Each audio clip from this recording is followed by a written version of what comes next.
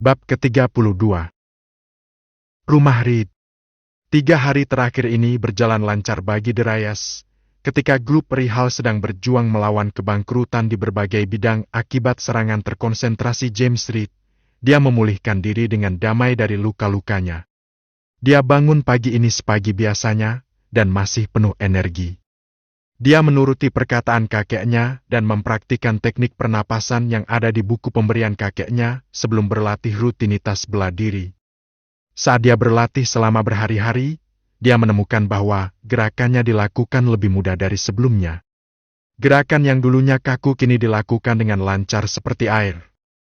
Tidak hanya itu, waktu yang dibutuhkan untuk melakukan semua rutinitasnya dipersingkat lebih dari setengahnya. Dia juga menyadari bahwa kekuatan tendangan dan pukulannya meningkat, dan dia dapat memproses segalanya lebih cepat dari biasanya.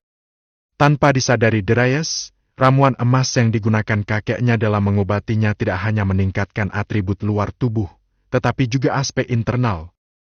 Itu sebabnya kekuatan otaknya meningkat. Jika ada cara untuk memeriksa umurnya, dia juga akan terkejut melihat umurnya telah diperpanjang. Darius tidak menyadari efek dari cairan emas tersebut, dan karena itu tidak berpikir sejauh itu. Setelah selesai dengan rutinitas seni bela diri, dia mandi sebentar sebelum bergabung dengan kakeknya di ruang belajarnya. Benar saja, kakeknya sedang bersantai di ruang kerjanya. Ada sebuah buku di tangannya dan sebotol whisky eksotis yang setengah kosong di atas meja kayu mahoni ketika Darius masuk. Dia duduk di hadapan kakeknya. Kakeknya mengangkat alis melihat kunjungan mendadak Darius. Selama 3 hari terakhir, mereka hanya berbicara satu sama lain beberapa kali karena Darius sedang memulihkan diri di dalam kamarnya. "Kakek!" Darius menyapa dengan sopan. Kakeknya melambaikan tangannya sebagai jawaban atas salamnya, namun tidak mengalihkan pandangannya dari buku. Darius tahu kakeknya adalah seorang yang rajin membaca sehingga dia tidak mempermasalahkan hal itu. Dia langsung saja menyatakan alasan dia ingin berbicara dengan kakeknya. "Aku sudah sembuh total sekarang, jadi aku akan berangkat dari sini hari ini," kata Darius. Ketika James mendengar perkataan cucunya, dia mengalihkan pandangannya dari buku dan menatap cucunya dengan tatapan prihatin. "Apakah kamu yakin lukamu sudah sembuh total?" James bertanya dengan prihatin. "Aku baik-baik saja sekarang," Darius menjawab. "Apa kamu yakin?" James bertanya.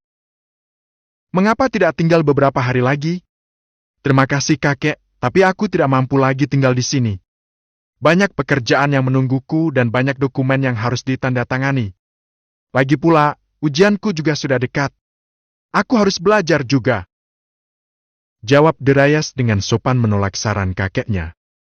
Meski Darius tidak menyebutkannya, dia juga ingin pergi agar bisa menemukan dan membalas dendam pada Luke. Dia tidak tahu bahwa seluruh grup perihal sekarang menghadapi beban terberat dari tindakan keji Luke dan ingin menjatuhkan Luke sendiri. James tidak menyerah untuk membujuk Darius agar tetap tinggal, namun Darius selalu menolaknya. Baru setelah Darius berjanji untuk kembali dalam waktu dekat, James setuju untuk pergi. Karena mobil Darius kini diparkir di penthouse miliknya di Dragon Estate, kakeknya mengatur agar dia diantar kembali dengan mobil Rolls-Royce. Dia telah mengatur agar Bruce dan 12 pengawal lainnya mengawalnya, tapi Darius yang tidak ingin menarik terlalu banyak perhatian pada dirinya sendiri dengan membawa pengawal itu bersamanya menolak isyarat itu, tapi kakeknya tidak mempermasalahkannya. Pada akhirnya, kakeknya setuju untuk mundur selangkah, tetapi hanya jika dia mengizinkan Bruce dan 3 pengawal lainnya mengawalnya. Jengkel dan terpojok, Darius tidak punya pilihan selain menyetujui pengaturannya. Tak lama kemudian, 3 mobil Rolls-Royce cantik berwarna putih dengan nama Reed yang terpampang di pelat nomornya melaju ke tempat Darius dan kakeknya berdiri. Saat itu, Darius telah berganti pakaian menjadi kasual namun terlihat berkelas, dan dia terlihat sangat menarik. Para pengawal keluar dari mobil dengan tertib dan membukakan pintu bagi Darius untuk masuk. Darius, yang tidak terbiasa dengan perlakuan seperti ini agak malu tetapi tetap masuk. Dia tahu itu adalah cara kakeknya mengungkapkan kepeduliannya terhadapnya. Ketika dia sudah tenang, para pengawal menutup pintu dan duduk di kursi pengemudi sebelum pergi, meninggalkan rumah itu. Sepanjang perjalanan Darius menginstruksikan para pengawal untuk mengantarnya ke universitasnya. Dia telah memeriksa obrolan grup departemennya dan melihat bahwa kuliah penting akan dimulai dalam waktu 30 menit. Karena dia telah melewatkan kuliah selama 3 hari karena cederanya, dia memutuskan untuk tidak melewatkan kuliah ini. Sementara itu di tempat perkuliahan akan berlangsung, banyak sekali mahasiswa yang telah tiba di tempat tersebut dan kini berdiskusi satu sama lain. Anehnya, topik pembahasannya bukan tentang apa yang terjadi di universitas, melainkan tentang krisis yang sedang dihadapi oleh Arihal Group. Sebagai salah satu universitas terkemuka di distrik ini, gosip di Lakewood University dengan mudah tersebar di 2 universitas lainnya, Kingston University dan Evergreen University. Luke Arihal yang merupakan tokoh terkenal terutama di Lakewood University, kini dikenal di 2 universitas lainnya. Karena grup Arihal kini berada di ambang kebangkrutan setelah 3 hari, dan karenanya, semua perbuatan jahat yang dilakukan Luke kini terungkap oleh media. Rincian tentang bagaimana dia memaksakan diri pada beberapa wanita, memukuli dan melukai parah begitu banyak orang yang tidak bersalah tanpa alasan dan perbuatan jahat lainnya kini dapat ditemukan di internet. Semua orang muak dengan perbuatan jahatnya. Mereka tidak menyangka Luke Arihal adalah orang seperti itu. Mereka semua berpikir bahwa dia adalah orang yang baik karena perilakunya di depan umum, dan bahkan mengaguminya. Tetapi sekarang setelah mereka melihat sifat aslinya, mereka merasa muak padanya. Namun, meski para siswa dikejutkan dengan perbuatan jahat Luke, mereka bahkan lebih terkejut lagi ketika grup Arihal tiba-tiba berada di ambang kebangkrutan. Orang-orang kaya di antara para siswa tahu bahwa grup Arihal telah menyinggung orang yang tidak seharusnya mereka lakukan, dan sekarang menjadi sasaran entitas itu. Tetapi mereka tidak tahu siapa entitas itu. Saat mereka masih terlibat dalam beberapa diskusi mengenai Luke Arihal dan kelompok Arihal, sesuatu yang sangat mengejutkan terjadi, membuat mereka tidak bisa berkata-kata. 3 Rolls-Royce cantik melaju ke tempat ceramah. Semua orang yang hadir memasang ekspresi kaget saat melihat deretan mahal mobil Rolls-Royce berwarna putih tersebut. Rolls-Royce berhenti dan 3 pengawal yang mengintimidasi, semuanya mengenakan jas hitam, turun dari kendaraan. Aura mengintimidasi ketiga pengawal itu membuat para siswa ketakutan. Mereka tahu bahwa ketiga pengawal itu semuanya memiliki keterampilan tempur terbaik. Kemeriahan tersebut membuat mereka bertanya-tanya tentang identitas sosok di mobil kedua Rolls-Royce tersebut. Seorang pengawal membuka pintu Rolls-Royce dan ketika orang di dalam mobil itu keluar, semua siswa memasang ekspresi bingung di wajah mereka. Orang itu tak lain adalah Darius Reed. Semua orang di sana tahu siapa Darius Reed. Setelah dia menyumbangkan $4,1 juta untuk amal dan mengalahkan Pearl Chamberlain dalam lelang di pesta amal, mereka tahu bahwa dia bukan lagi orang miskin seperti sebelumnya dan namanya telah tersebar luas di universitas, tetapi mereka sangat terkejut dengan penampilan ini. Kekayaan.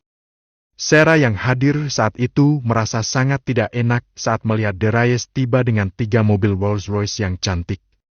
Dia mau tidak mau bertanya-tanya bagaimana hubungan mereka akan terjadi jika dia tidak meninggalkan Darius untuk David, tapi tidak ada yang bisa dia lakukan sekarang. Darius sekarang kaya, dan bahkan lebih kaya lagi dari sebelumnya. Sekarang Darius tidak sesedih yang dia kira. Dia sekarang mempunyai keraguan kedua tentang hubungannya dengan David. Jika dia tahu betapa kayanya Darius saat ini, Sarah pasti akan mencampakkan David tanpa berpikir 2 kali. Darius berjalan menuju ruang kuliah dengan wajah tabah, diikuti oleh ketiga pengawalnya. Bruce ingin mengikutinya, tapi Darius memintanya untuk tetap di dalam mobil. Dia tidak ingin menarik perhatian lebih dari yang diperlukan untuk dirinya sendiri.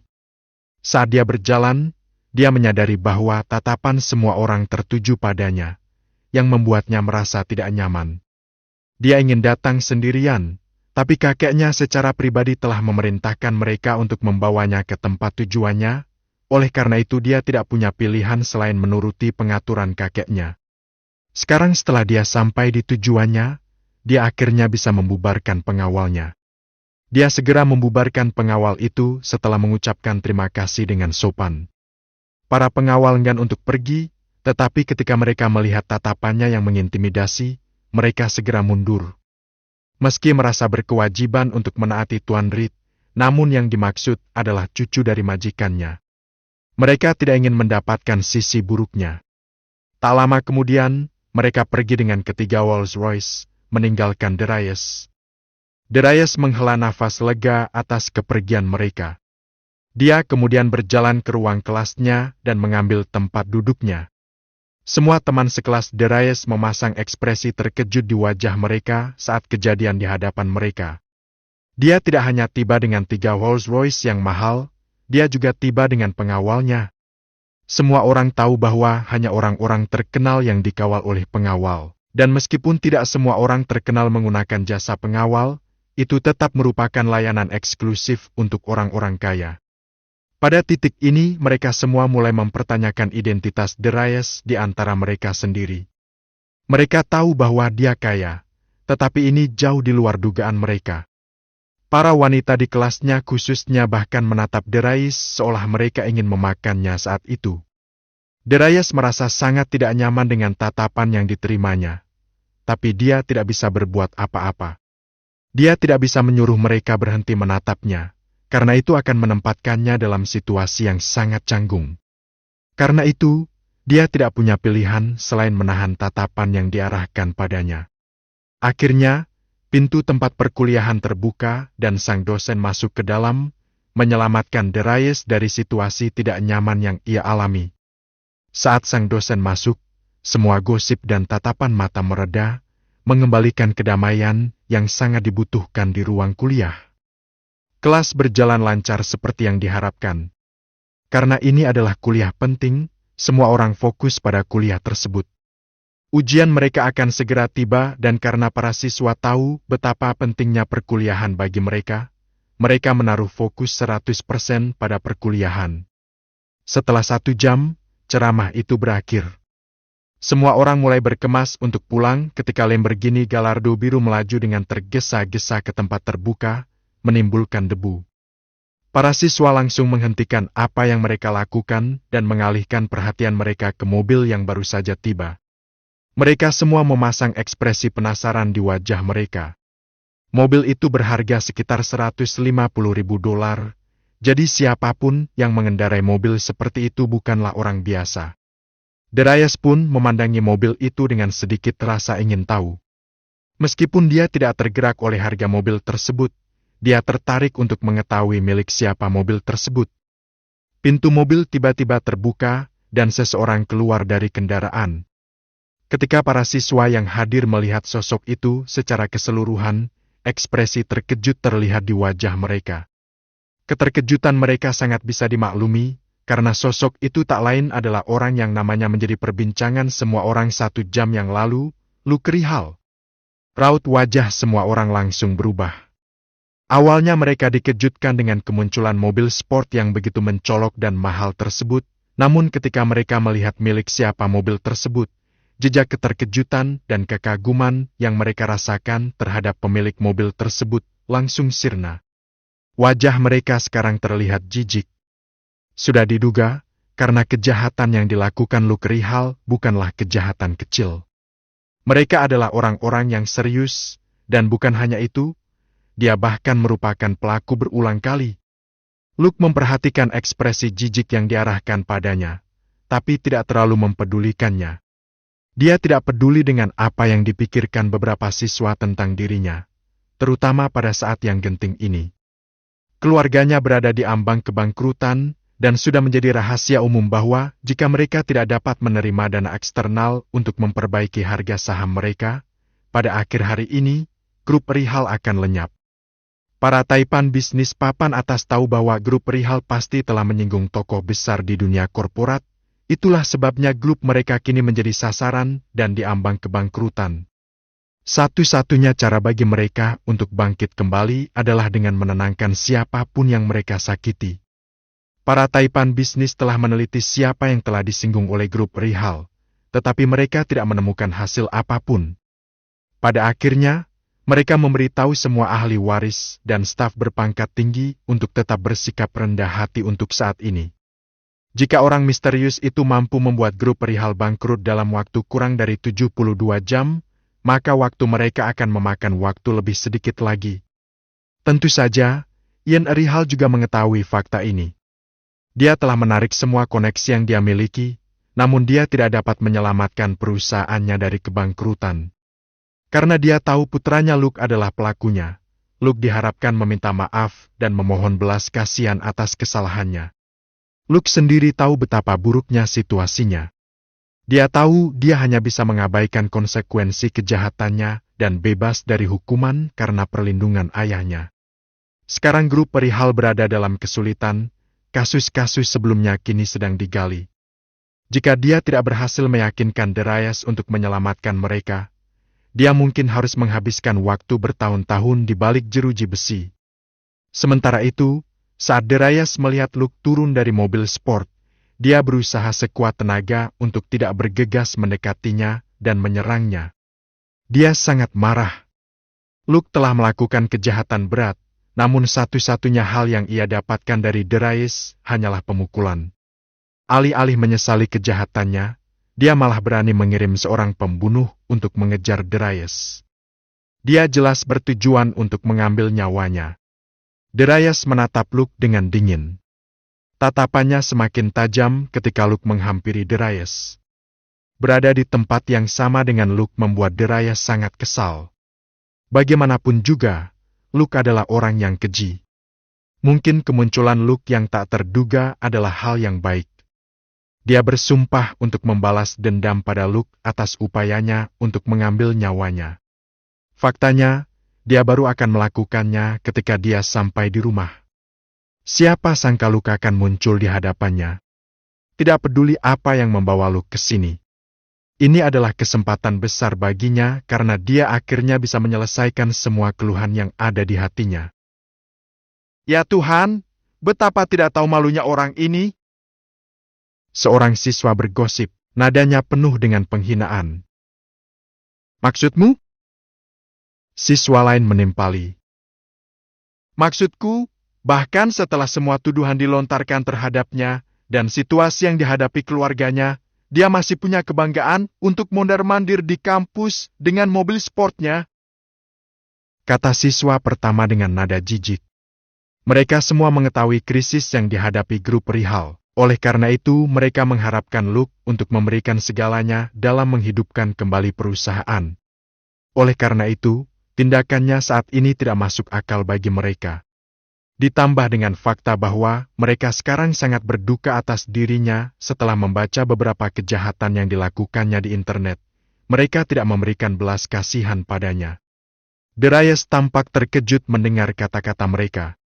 Dia tidak tahu bahwa kakeknya telah mengambil tindakan sendiri dan menghukum grup perihal atas namanya. Saat mereka bergosip, Luke mendengar semua yang mereka katakan, tapi dia tidak menanggapi. Sebaliknya dia terus berjalan menuju Darius. Gosip semakin bertambah ketika mereka melihat Luke berjalan menuju Darius. Suaranya menjadi lebih keras ketika mereka menyadari Darius sedang menatap Luke dengan rasa permusuhan yang tak terkendali. Mereka semua bertanya-tanya apa yang sedang terjadi. Ketika Luke semakin dekat dengan Darius, ada tatapan singkat darinya.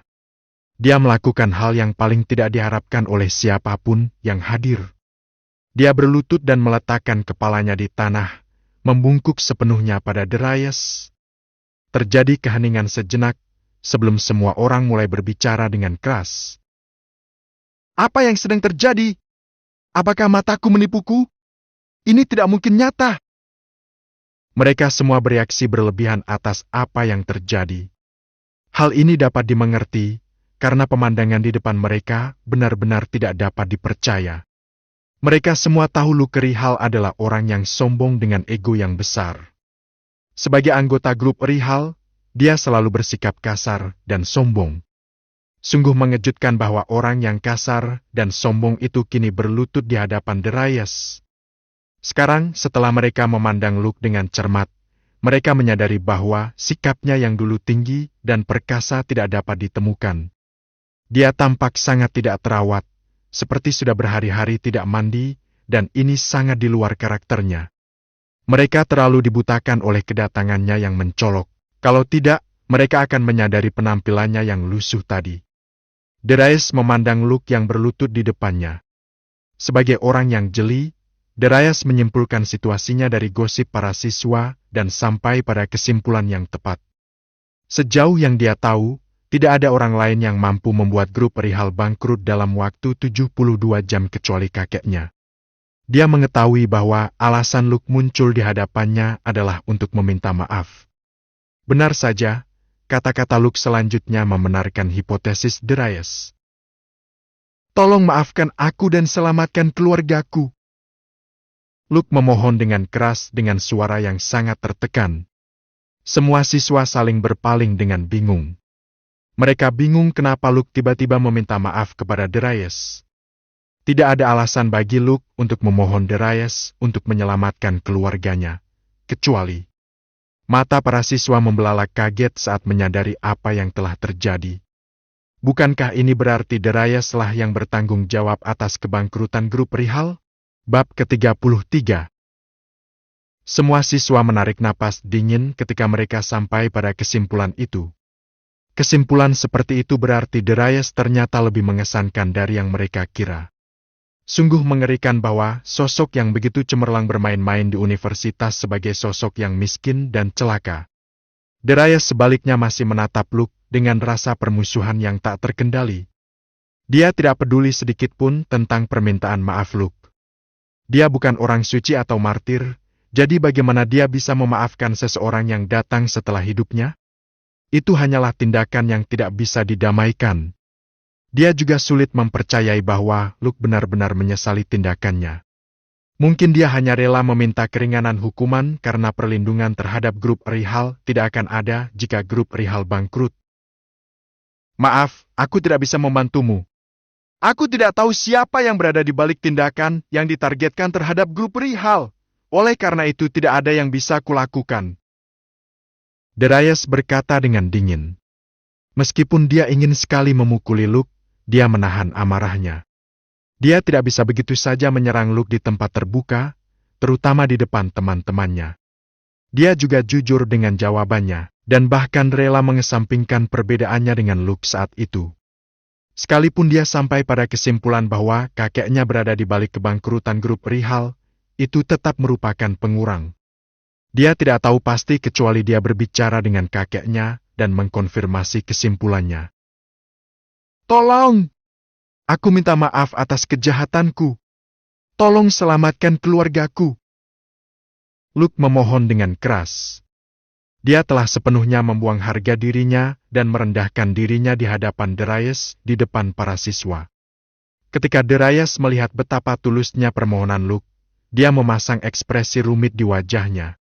Meskipun dia merasa sedih dan marah atas upaya Luke untuk mengambil nyawanya, dia masih memiliki empati manusia. Melihat Luke dalam keadaan yang menyedihkan membuatnya merasa sedikit kasihan padanya. Namun Darius tidak menjawab permohonan Luke. Dia malah berbalik dan mulai berjalan menjauh dari Luke.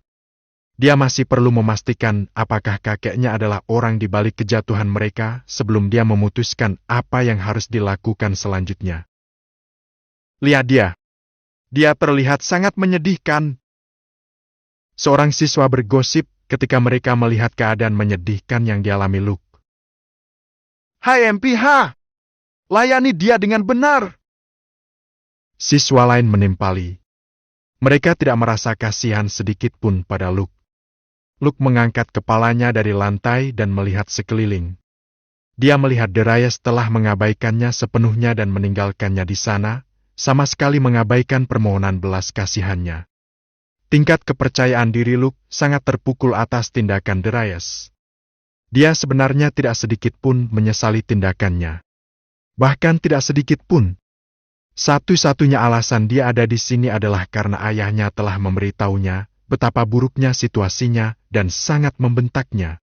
Akibatnya, Dia menelan harga dirinya dan datang ke sini dengan pakaian lusuh untuk mendapatkan poin belas kasihan. Namun, dia tidak menyangka Darius tidak akan meliriknya sedikit pun. Dia melihat sekeliling sekali lagi dan melihat bahwa sebagian besar siswa memandangnya dengan rasa jijik, kasihan, atau acuh tak acuh. Luke tidak tahan dengan hal itu. Meski mereka bukan mahasiswa Lakewood University, mereka tetap punya teman dan teman di sana. Karena itu, situasi memalukannya pasti akan disiarkan ke seluruh Universitas Lakewood. Luke mengepalkan tinjunya sambil menatap ke tanah. Dia belum pernah dipermalukan dalam hidupnya sebelumnya. Pada akhirnya itu semua salah Darius. Jika bukan karena Darius, dia pasti akan berhasil bersama Helen. Jika dia berhasil mendapatkan Helen, dia tidak perlu menggunakan pengawal ayahnya. Jika dia tidak memanfaatkan pengawal ayahnya untuk melukai Darius dengan parah, kakeknya tidak akan pernah terlibat. Jika kakeknya tidak terlibat, kelompok Rihal akan tetap baik-baik saja. Mereka tidak akan berada dalam bahaya kebangkrutan. Jika keluarganya tidak berada dalam bahaya kebangkrutan, dia tidak perlu berlutut di hadapan Darius untuk meminta ampun. Pada akhirnya, semuanya bermuara pada Darius. Dariuslah yang bertanggung jawab atas kemalangan dirinya dan keluarganya. Seolah-olah memperburuk keadaan, dia bahkan menjebak Luke untuk diejek oleh seluruh siswa. Kebanggaan dan ego Luke tidak mampu menghadapi sikap tidak hormat yang begitu mencolok. Karena Darius menolak membantu dia dan keluarganya, dia tidak punya apa-apa lagi untuk hidup. Karena bisnis keluarganya bangkrut dan tidak ada yang melindunginya, dia menghabiskan sebagian besar masa hidupnya di balik jeruji besi. Ini adalah hasil yang paling tidak diinginkannya. Ada kilatan gila di matanya. Semua ini terjadi karena Darius ada sejak awal. Jika dia tidak ada, semua ini tidak akan terjadi, dan dia akan tetap berada di puncak dunia seperti sebelumnya. Karena itu masalahnya, akan lebih baik jika kita mengurus Darius saat itu juga. Karena itu, dia merogoh sakunya dan mengeluarkan pisau sebelum bangkit dari tanah dan berlari menuju Darius. Dia bertujuan untuk membunuh Darius. Para siswa yang mengejek Luke semuanya berteriak ketakutan atas tindakannya yang tiba-tiba. Jeritan mereka mencapai telinga Darius, dan ditambah dengan firasat yang dia rasakan membayangi dirinya. Dia berbalik ke masa lalu dan melihat Luke berlari dengan kecepatan penuh ke arahnya dengan pisau di tangannya. Darius sangat terkejut dengan tindakan Luke, namun ia pulih dengan sangat cepat. Setelah meminum cairan emas, dia menerima peningkatan luar biasa pada atribut fisiknya dan kekuatan tempurnya juga menerima peningkatan kekuatan yang drastis. Dia dengan cepat melompat mundur sebelum melancarkan tendangan kuat ke pergelangan tangan Luke. Tendangannya sangat kuat, langsung membuat Luke kehilangan bola. Pisau itu jatuh dari tangannya dan mendarat pada jarak yang aman dari Luke. Semua yang hadir menghela nafas lega dengan pergantian peristiwa. Mereka berpikir bahwa Luke akan berhasil dalam usahanya, tapi untungnya Darius sangat ahli dalam pertempuran, sehingga menggagalkan upaya pembunuhan Luke. Darius menatap Luke dengan rasa permusuhan yang tidak terkendali. Sekali melihatnya dan orang akan tahu bahwa dia sangat marah. Dia bodoh karena pernah merasakan sedikit pun simpati terhadap Luke. Dia berpikir bahwa situasi buruk yang dialami keluarganya akan membuatnya menyesali tindakannya karena dialah yang menempatkan mereka dalam situasi sulit, tapi itu jauh dari harapannya. Bukan saja dia tidak merasakan penyesalan apapun atas kejahatannya, dia bahkan cukup berani untuk mencoba bunuh diri di siang hari bolong. Darius memelototi Luke. Tatapannya sangat menusuk tulang, dan membuat tulang punggung Luke merinding, yang menerima serangan itu. Ini adalah kedua kalinya dia mencoba bunuh diri. Memang benar bahwa makan tutul tidak dapat mengubah bintiknya sekeras apapun ia berusaha. Hal yang sama juga terjadi pada Lucas. Dia tidak bisa mengubah sifat kejinya sekeras apapun dia berusaha. Darius kini paham kenapa kakeknya membuat grup Rihal diambang kebangkrutan. Jika dia tidak menunjukkan bahwa dia bukanlah seseorang yang bisa dianggap enteng, musuh-musuhnya akan terus menginjak-injaknya. Jika dia menjaga Luke ketika dia menemukannya mencoba memaksakan diri pada Helen, semua ini tidak akan terjadi. Sebaliknya Luke sekarang sangat panik. Kini setelah usahanya untuk mengakhiri hidup Darius gagal, dia berada dalam situasi yang lebih mengerikan dari sebelumnya. Tatapan tajam Darius bahkan lebih menusuk jiwa, mengirimkan getaran ketakutan ke tulang punggungnya. Sebelum Luke sempat menguasai dirinya, rasa sakit yang menyilaukan menyerang pipinya. Darius telah meninju rahangnya. Luke berteriak keras dan jatuh ke lantai kesakitan. Darius tidak menyadari bahwa atribut fisiknya telah meningkat pesat, sehingga pukulannya menjadi sangat kuat. Itu sangat kuat hingga hampir mematahkan rahang Luke. Darius hendak melanjutkan serangannya terhadap Luke, namun suara sirena yang keras mulai bergema di kejauhan, yang membuatnya menghentikan tindakannya. Seorang siswa yang cerdas menelpon polisi ketika dia melihat pisau di tangan Luke. Tindakan ini tidak diragukan lagi telah menyelamatkan nyawa Luke, karena Darius pasti akan membunuhnya jika bukan karena kedatangan mereka. Lebih dari 3 mobil polisi tiba di lokasi kejadian, menimbulkan keributan yang keras. Begitu mobil polisi tiba, beberapa polisi turun dari mobil. Mereka berjalan ke tempat Luke terbaring di lantai dengan borgol di tangan. "Tuan Luke Rihal, kamu ditahan atas percobaan pembunuhan terhadap Tuan Darius Reed. Hal ini diperlukan untuk memungkinkan penyelidikan yang cepat dan efektif atas pelanggaran ini dan untuk mencegah pelarian," kata polisi itu sambil memborgol Luke. Grup perihal akhirnya bangkrut, artinya tidak ada lagi perlindungan bagi Luke.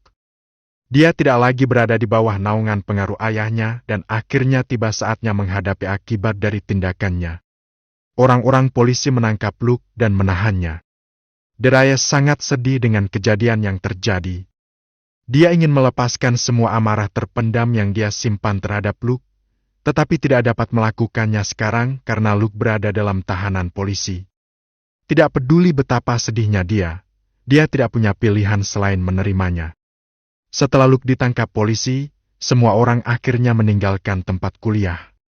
Namun, peristiwa yang terjadi tentu saja mengangkat status Darius di hati mereka, terutama setelah ia membela diri dengan baik terhadap upaya pembunuhan Luke. Tidak ada keraguan bahwa ini akan disiarkan ke seluruh universitas. Keesokan harinya berjalan seperti biasa bagi Darius. Dia bermeditasi, berlatih seni bela diri, dan mandi sebentar. Dia hendak sarapan ketika dia menerima panggilan telepon. Dia memeriksa ID penelpon dan melihat itu adalah asisten pribadinya, Erin. Melihat itu, dia segera menjawab panggilan telepon tersebut. "Halo, Tuan Reed," kata Erin. Tanpa membuang waktu 1 menit pun, Erin langsung ke pokok permasalahan. Sekarang Luke berada dalam tahanan polisi untuk membayar kejahatannya, dan ayahnya juga ditahan untuk menghadapi dampak menutupi kejahatan Luke. Seluruh grup Rihal berada dalam kekacauan. Begitu banyak pekerja perusahaan yang mengundurkan diri, dan sedikit yang tersisa juga berpikir untuk mengundurkan diri. Erin kemudian menyarankan agar Darius membeli seluruh grup Rihal sekarang karena posisi mereka berada pada titik terendah dari 2 bersaudara Rihal, dan kemudian menghidupkan kembali perusahaan atas namanya. Darius memikirkannya dan menyadari bahwa itu memang ide yang bagus. Karena itu, dia memberi izin kepada Erin untuk melanjutkan idenya. Erin mengucapkan terima kasih kepada Darius sebelum memutuskan panggilan telepon. Darius tersenyum kecil setelah panggilan terputus. Dia senang telah mendapatkan asisten pribadi dengan pandangan jauh ke depan. Proses perolehannya sangat lancar dan selesai dalam waktu kurang dari sehari. Pada akhirnya, Darius membeli seluruh grup Rihal dari saudara laki-laki Luke seharga $20 miliar. Dia sangat bermurah hati, karena grup Rihal tidak bernilai sebesar itu dengan krisis yang mereka alami. Saudara-saudara segera menyetujui sejumlah besar uang. Lagi pula dengan jumlah yang begitu besar, mereka bisa menjalani sisa hidup mereka tanpa rasa khawatir. Darius kemudian menamai perusahaan tersebut West Atlantic Intel, dan menyerahkan pengelolaannya kepada Erin setelah menandatangani semua dokumen. Luke sekarang dinyatakan bersalah dan kemungkinan besar akan menghabiskan sisa hidupnya di balik jeruji besi. Dia juga telah mengakui sisi perusahaan ayahnya. Meskipun dia tidak bisa mengambil tindakan sendiri, fakta bahwa Luke dihukum karena kejahatannya sudah cukup baginya.